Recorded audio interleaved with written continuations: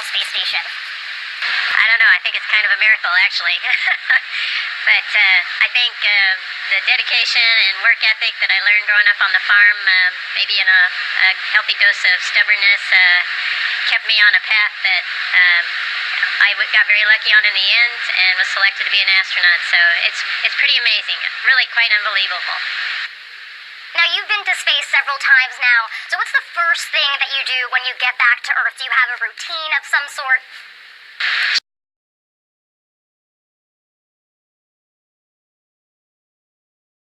Shower is nice. Up here we have to take just wiped baths with wipes and towels and stuff, and so showers are nice, and food is nice. I like to be able to cook for myself, so food is a nice thing to have when you get back home. So you've broken just about every record for a female astronaut, for a U.S. female astronaut out there. So was that your goal, or is that just sort of an added bonus to all of this? It was really just an added bonus. I've been lucky enough, privileged enough to be in some very unique times and was able to do some very special things. Conducting spacewalks, being the first commander, all of that was somewhat based on timing and opportunities. So it's just a real honor for me to be able to represent NASA in these areas. Each record that you break, I mean, how does that make you feel?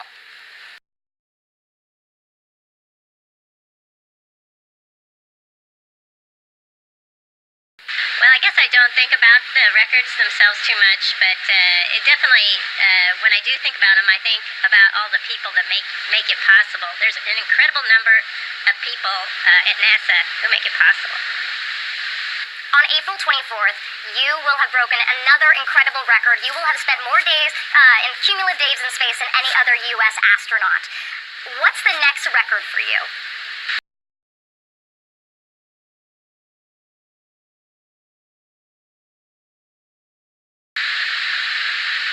I'm not sure. I'm sure there's somebody out there keeping track, but I'm not sure what the next one will be. So your stay on the International Space Station was just extended by 3 months. But how long in space is too long? I mean, do you think that our bodies and brains could actually handle a mission to Mars now, having spent so long on the International Space Station? Actually, that's exactly why we're spending this time up here, is to find out what the limitations are, where do we need to compensate for things, whether it's from a psychological perspective or from a physiological perspective. Those are some of the questions that are really key for us that we're trying to learn here on board the space station, so that when we get ready to go to Mars, we will know that we are capable and ready, and it'll just be part of the evolution of getting there.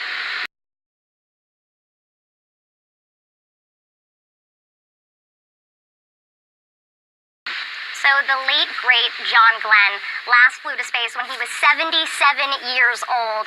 Do you have any indication of if you'll be still flying to space when you're 77, Peggy? If I'm not dead. So then this is not your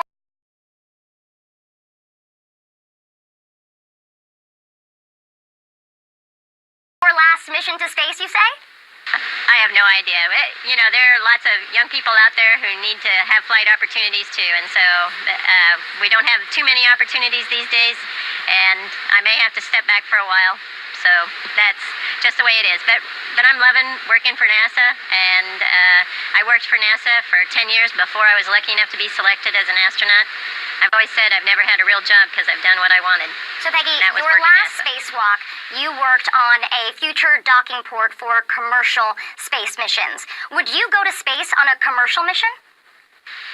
Absolutely. I think our commercial providers are working very hard, striving to get up here, hopefully within the next year or so, with their first test flights. It's going to be an important time period for them, and I know they're working very hard on getting their vehicles and launchers human-rated. So we're looking forward to welcoming on board the space station new vehicles, and I think that's going to be really special for us. I think it's going to be the next step in evolution of commercializing space and expanding our footprint into the solar system.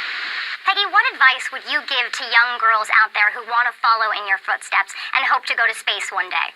Well, I think picking any field in math, science, or engineering, and picking one that you love because you really need to excel at it, Also working on people skills. It's important in an environment like this to be able to work and in a collaborative way, not only with the crew that we have on board, but the crew that we have on the ground. The whole team is important. So those interpersonal skills are just as important as the technical skills, and for the crew on board, I think maybe even more important.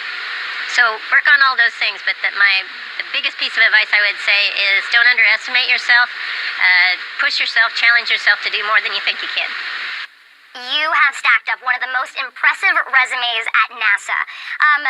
With all that you've done, what memory sticks out to you most, Peggy? Well, other than actual spaceflight, being in space, I think probably the most challenging and interesting position I've had was being chief of the astronaut office. It was very much a work in collaborating with other organizations at NASA, and I really think it helped me develop a lot as a leader. So I think that was probably, other than spaceflight, my most satisfying part. And is there any advice that you would like to impart on the people who have already bought tickets to space, commercial tickets to space? Enjoy it. It's going to be a blast. You're going to love every second of it. Just this whole environment, being able to be in zero gravity and move around at will is just amazing. It's very freeing, and it gives you a whole nother perspective on our planet below. So I just think everyone will enjoy it. Absolutely. 100%. Thank you so much, Peggy. Really appreciate your time.